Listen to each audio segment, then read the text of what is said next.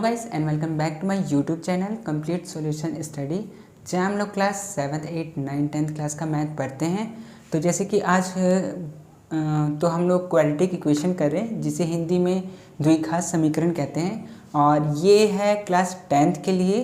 ठीक है, और ये वीडियो नंबर 10.7 है। इससे पहले 6 वीडियो और बन चुका है जो कि क्वाड्रेटिक इक्वेशन का था। ठीक है, और आज भी हम लोग करेंगे फैक्टराइजेशन, जिसको हिंदी में गुणनखंड कहते हैं। तो इससे पहले भी हम लोगों ने फैक्टराइजेशन किया था, पर वो रूट वाले नहीं थे। आज हम लोग जो क्वेश्चन करेंगे उसमें रूट वाले होंगे। ठीक है, तो रूट वाले क्वेश्चन कैसे सॉल्व करते हैं वो आज हम लोग सीखेंगे। ठीक है, तो चलिए एक एक करके हम लोग क्वेश्चन बनाना स्टार्ट करते हैं। तो जैसे कि फर्स्ट क्वेश्चन में हम लोग से पूछा है कि √2x² प्लस 7x प्लस 5√2 = 0। ठीक है, ये चीज़ है। तो हम लोग सबसे पहले क्या करते हैं फैक्टराइजेशन में कि शुरू वाला और सबसे लास्ट वाले को मल्टीप्लाई करते हैं। तो फर्स्ट है √2, यहाँ पर है √2 और यहाँ पर है इंटू 5√2। ठीक है, तो √2 और √2 ये दोनों अगर मल्टीप्लाई होता है तो ये दोनों मिलके 2 बन जाता है। ठीक है, √2 इंटू अगर √2 कर रहे हैं तो ये दोनों मिलके 2 बन जाता है। ठीक है, तो अभी जो हम लोग का ये है, तो इसमें 2 √2 है, एक √2 यहाँ पर है, एक √2 यहाँ पर है, तो दोनों √2 मिलके क्या 2 बन जाएंगे, और यहाँ पर 5 है, तो 5 × 2 10, तो ये निकल के आएगा 10। ठीक है, तो हम लोग का आया 10, इसको और इसको मल्टीप्लाई करके। अब जो बीच वाला है 7, अब ये 10 का एलसीएम लेंगे और बीच वाला 7 लेके आएंगे, तो ये 2 बार में, ये 5, ये 5 बार में 1। तो अगर मैं 5 और +2 कर दूँ, 5 + 2 कर दूँ तो फिर हो जाएगा, है ना। तो मैं यहाँ पर यही करूँगा कि 5 और 2 को प्लस कर दूंगा। ठीक है, तो 7 हो जाएगा। ठीक है, आपको समझ में आ गया। तो यहाँ पर क्या करते हैं, √2x² plus 2x plus 5x plus 5√2 = 0। ठीक है, देखिए जैसे कि मैंने कहा था कि 5 + 2 करेंगे, लेकिन मैंने 2 + 5 कर दिया, तो उससे कुछ दिक्कत नहीं है। 5 + 2 करेंगे तो भी 7 होगा, और 2 + 5 करेंगे तो भी 7 होगा, है ना। ठीक है, चलिए तो अब आगे, अब इसमें और इसमें कॉमन कर लेंगे हम लोग। इसमें और इसमें कॉमन लेते हैं और इन दोनों में कॉमन लेते हैं। तो इन दोनों में कॉमन तो हम लोग को कुछ पता नहीं चल रहा कि क्या लें। तो एक चीज़ तो पता है कि हाँ हम लोग x ले सकते हैं, और क्या ले सकते हैं, देखिए इसमें √2 है और इसमें 2 है। तो 2 का मतलब मैंने अभी आपको समझाया था कि 2 का मतलब होता है कि 2 √2, एक √2 यहाँ और एक √2 यहाँ, मतलब 2 √2 होता है। तो 2 √2, अब देखिए बाहर में, इसको यहाँ लिख देता हूँ मैं। ठीक है, अब देखिए अगर मैं इन दोनों में कॉमन लूँ तो इसमें भी √2 है और इसमें भी √2 है, तो मैं एक √2 भी ले सकता हूँ और एक x भी ले सकता हूँ, क्योंकि x तो दोनों में है। ठीक है, इसके पास क्या बचेगा, इसके पास एक √2 था तो वो तो बाहर निकल चुका, और x जो था वो 2 था, और अब एक x बचा। ठीक है, तो अब आगे क्या बचा इसके पास बचा x प्लस, इसके पास 2x था, और 2x का मतलब √2 × √2, उसमें से 2 √2 में से एक √2 तो बाहर निकल चुका है, एक √2 तो बचेगा, तो यहाँ पर बच गया एक √2। ठीक है, और x तो एक ही x था, एक x तो बाहर निकल चुका है। अब आगे बढ़ेंगे तो प्लस, इसमें 5 है, इसमें भी 5 है, तो हम लोग 5 कॉमन ले लेंगे। 5 कॉमन लिए तो इसके पास बचा x प्लस √2, ठीक है, = 0। ठीक है, ये चीज़ बचा। अब हम लोग क्या करेंगे, ब्रैकेट के अंदर वाला दोनों सेम है, तो हम लोग का सही बना है, तो एक बार ब्रैकेट के अंदर वाला ले लेंगे हम लोग x प्लस √2, और एक बार ब्रैकेट के बाहर में जो चीज़ है, तो ब्रैकेट के बाहर में क्या है, √2x प्लस 5 = 0, ये बचा। अब एक बार इसको = 0 लेंगे और एक बार इसको = 0 लेंगे। ठीक है, तो चलिए मैं लेता हूँ, तो ये हो जाएगा x प्लस √2 = 0, और ये एक बार हो जाएगा √2x प्लस 5 = 0। ठीक है, अब ये x का वैल्यू क्या हो जाएगा, x = -√2, और ये हो जाएगा x = -5√2। ठीक है, +5 था उधर गया तो -5 हो गया, और ये √2 था मल्टीप्लाई में, ये डिवाइड में चला गया। ठीक है, तो ये x का वैल्यू निकल चुका है। ठीक है, तो इस तरह के क्वेश्चन को, रूट वाले क्वेश्चन को इस तरह से सॉल्व करते हैं। ठीक है, तो चलिए अब एक एक करके मैं आगे वाला क्वेश्चन भी सॉल्व करता हूँ। ठीक है, चलिए तो सेकंड नंबर में बनाता हूँ। अब अगर आप समझ चुके हैं तो आप आगे बनाने का कोशिश कर सकते हैं। ठीक है, तो चलिए मैं सेकंड नंबर फिर भी बनाता हूँ। मैं सेकंड में पूछा है √3x² plus 11x plus 6√3 equal to 0। ठीक है, तो जो हम लोग फैक्टराइजेशन में गुणनखंड में जो करते हैं वही करेंगे। √3 इधर है और √3 इधर है, तो ये √3 और √3 कितना हो जाएगा 3 और 6, तो 6 × 3 18। तो हम लोग क्या करेंगे 18 का एलसीएम लेंगे, तो 18 का एलसीएम 2 9 3 3 और 3 1। हम लोग को लाना कितना बीच वाला 11 लाना है, तो अगर मैं 3 × 3 करें तो 9 होगा और ये 2 बचा, तो 9 + 2 अगर मैं कर दूं तो 11 हो जाएगा। तो बस यही चीज़ को हम लोग यहाँ पर ले लेंगे। ठीक है, तो मैं इसको मिटा देता हूँ और 9 + 2 हम लोग यहाँ पर लेंगे। तो यहाँ पर मैं इसको ऐसे लिख देता हूँ √3x² plus 9x plus 2x plus 6√3 equal to 0। ठीक है, अब हम लोग को बारी आया कॉमन का। ठीक है, तो अब इसको मिटा देते हैं। अब देखिए कॉमन हम लोग को लेना है, तो x तो दोनों के पास है, तो x तो एक कॉमन हो जाएगा, पर यहाँ पर √3 है, यहाँ पर 9 है, तो क्या कॉमन हो सकता है। तो देखिए अगर मैं इसको तोड़ूँ तो इसको मैं 2 पार्ट में तोड़ सकता हूँ, 3 और 3 है ना। अगर मैं 3 को 3 से मल्टीप्लाई करूँगा तो 9 आएगा, और अगर मैं इस 3 को बेगा तोड़ूँ तो ये हो जाएगा √3 और ये हो जाएगा √3। इसको मैं और नीचे ले लेता हूँ। ठीक है, ठीक है, तो ये भी हो जाएगा √3 और √3, तो ये 3 बनेगा, और 3 को मल्टीप्लाई करेंगे तो 9 बनेगा। तो अब अगर मैं √3 इसमें से भी और इसमें भी √3 है, तो मैं दोनों में से √3 ले लेता हूँ और एक x ले लेता हूँ। तो इसके पास क्या बचेगा, इसके पास सिर्फ x बचेगा, और इसके पास क्या बचेगा, इसके पास प्लस देखिए 3 बचेगा। एक √3 तो बाहर निकल चुका है, तो क्या बचा 3 और √3, तो बचा यहाँ पर 3 और √3। ठीक है, अब हम लोग आगे बढ़ेंगे तो देखेंगे यहाँ पर प्लस, और यहाँ 2 है और यहाँ 6 है, तो 2 के टेबल में आता है 6, तो यहाँ पर 2 कॉमन ले लेंगे। यहाँ पर अंदर में बचेगा x प्लस 2 के टेबल में 3 बार में आता है 6 और √3 का √3 और इक्वल टू 0।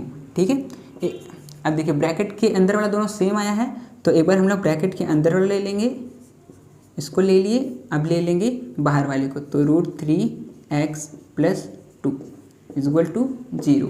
ठीक है, अब इसको सॉल्व करेंगे तो x प्लस 3 √3 इक्वल टू 0, और एक बार इसको सॉल्व करेंगे तो √3x प्लस 2 इक्वल टू 0। ठीक है, तो ये हो जाएगा x इक्वल टू -3 √3, और ये हो जाएगा x इक्वल टू -2 √3। ठीक है, तो ये इसका आंसर हो गया। ठीक है, तो इस तरह से क्वेश्चन बनते हैं। ठीक है, तो ये था क्वेश्चन नंबर 2। ठीक है, हम लोग आगे बढ़ते हैं और क्वेश्चन करते हैं हम लोग।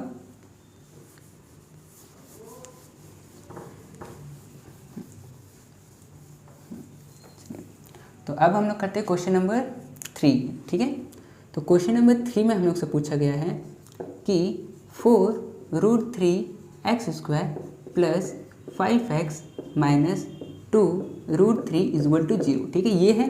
अब हम लोग क्या करेंगे कि ये इसको मतलब शुरू वाले को और सबसे लास्ट वाले को मल्टीप्लाई करते हैं, तो यहाँ पर 4 है और ये 2 है, तो 4 2 8, और यहाँ √3 है और √3, तो √3 मल्टीप्लाई होकर 3 बन जाता है, तो 8 × 3 24, तो 24 है। 24 का हम लोग एलसीएम लेते हैं, तो 2 12 2 6 2 3 3 और 1। ठीक है, तो ये चीज़ आया। इस चीज़ को हम लोग क्या करेंगे, हम लोग को सॉल्व करके 5 लेके आना है, तो 2 2 4 4 2 8, यहाँ 8 आया और यहाँ पर 3 आया, तो अगर 8 - 3 करेंगे तो 5 आ जाएगा।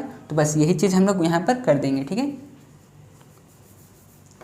तो यहाँ पर हो जाएगा 4√3x² plus 8x minus 3x minus 2 √3 equal to 0। ठीक है, अब कॉमन लेने का बारी आया, तो इसमें और इसमें कॉमन क्या है, देखिए इसमें 4 है और इसमें 8 है, इसमें x है इसमें x है, तो पहले तो 4 और 8 4 के टेबल में आता है तो 4 ले लेंगे। ठीक है, और x भी दोनों में है तो x भी ले लेंगे। ठीक है, तो इसके पास बचेगा √3x प्लस 4 के टेबल में 2 बार में आता है 8, तो 2 माइनस, अब देखिए 3 और इधर √3, तो क्या ले √3 कॉमन ले लेते हैं। ठीक है, √3 किस लिए, इसके पास 2 √3 है, तो एक √3 तो ले सकते हैं और इसके पास भी एक √3 है, तो इसीलिए यहाँ पर एक √3 कॉमन ले लिए, तो यहाँ पर बचा एक √3 और x, इसके पास 2 था, एक बाहर निकल गया तो एक तो बचेगा, माइनस और इसके पास एक √3 था, वो √3 बाहर निकल चुका है तो सिर्फ 2 बचा, तो यहाँ पर 2 बचा। और देखिए माइनस माइनस यहाँ पर प्लस हो जाएगा, ठीक है, इक्वल टू 0, ठीक है। आप देखिए ब्रैकेट वाले दोनों सेम हैं तो हम लोग इसको कर सकते हैं, एक बार ब्रैकेट के अंदर वाला को लिख देते हैं, ठीक है, और एक बार बाहर वाले को, तो 4x माइनस √3 इक्वल टू 0, ठीक है। अब क्या करेंगे कि इसको एक बार 0 लेंगे तो √3x प्लस 2 इक्वल टू 0, और एक बार इसको 0 लेंगे तो 4x माइनस √3 इक्वल टू 0, ठीक है। अब क्या करेंगे, ये हो जाएगा x इक्वल टू -2 बाई √3 और ये हो जाएगा x इक्वल टू √3/4, ठीक है।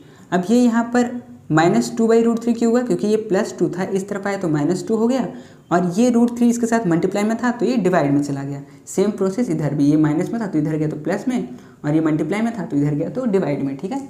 तो ये था क्वेश्चन नंबर 3। तो चलिए जल्दी से क्वेश्चन नंबर 4 भी हम लोग कर लेते हैं, ठीक है।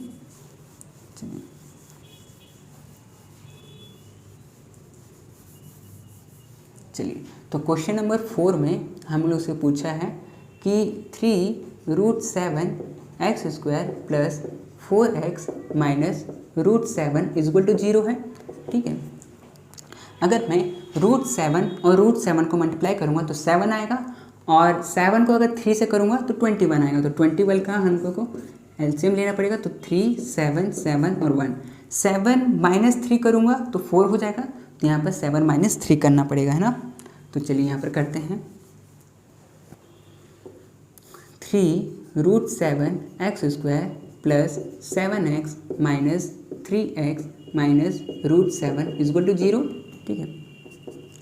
अब इन दोनों में कॉमन क्या लें, तो इन दोनों में हम लोग कॉमन ले सकते हैं। देखिए इसके पास 7 है, मतलब 2√7 होगा, √7 2 होगा, तब जाके 7 बन जाएगा। तो हम लोग एक √7 तो ले सकते हैं कम से कम, है ना। तो एक √7 भी ले लेंगे क्योंकि इसके पास भी √7 है, इसके पास भी है, और एक x भी ले लेंगे। तो इसके पास क्या बचेगा, इसके पास बचेगा 3x और प्लस और एक √7, एक √7 बचेगा, है ना, क्योंकि 2 √7 था, एक √7 बाहर निकला है तो एक √7 तो बचेगा। आगे करेंगे तो माइनस ये 3 है, ये √7 है, तो कुछ कॉमन तो लग नहीं रहा, तो माइनस कुछ नहीं 1 कॉमन ले लेते हैं, तो ये हो जाएगा 3x और माइनस माइनस यहाँ प्लस और ये √7 इक्वल टू 0, ठीक है। तो ब्रैकेट वाला दोनों तरफ अंदर वाला सेम है, तो हम लोग ब्रैकेट के ये वाला ले लेंगे, ठीक है, इक्वल टू 0, और एक बार ले लेंगे √7x माइनस 1 इक्वल टू 0, ठीक है। तो ये हो जाएगा x इक्वल टू माइनस √7/3, ठीक है, और ये हो जाएगा x इक्वल टू 1/√7, ठीक है। तो ये इसका आंसर हो गया, ठीक है। तो ये था क्वेश्चन नंबर 4। चलिए क्वेश्चन नंबर 5 भी कर लेते हैं, ठीक है।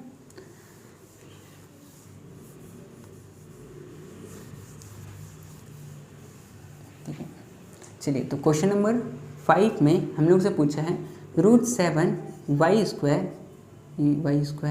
ठीक है, y² minus 6y minus 13 √7 equal to 0, ठीक है। तो इसको कैसे बनाएंगे, यहाँ पर √7 है और यहाँ पर भी √7 है, तो √7 इंटू √7 7 हो जाएगा, और 13 इंटू 7 करेंगे तो 91 आएगा। तो 91 को हम लोग को तोड़ना है और 6 लेके आना है, तो चलिए लेके आते हैं। तो 91 कैसे चला जाएगा, 7 बार में 13 और 13 बार में 1, ये हो जाएगा।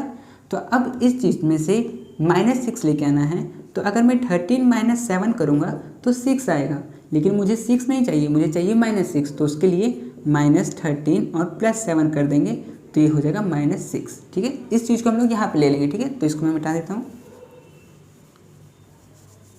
ठीक है, और इस चीज़ को हम लोग यहाँ पे लेंगे, तो ये हो जाएगा √7y²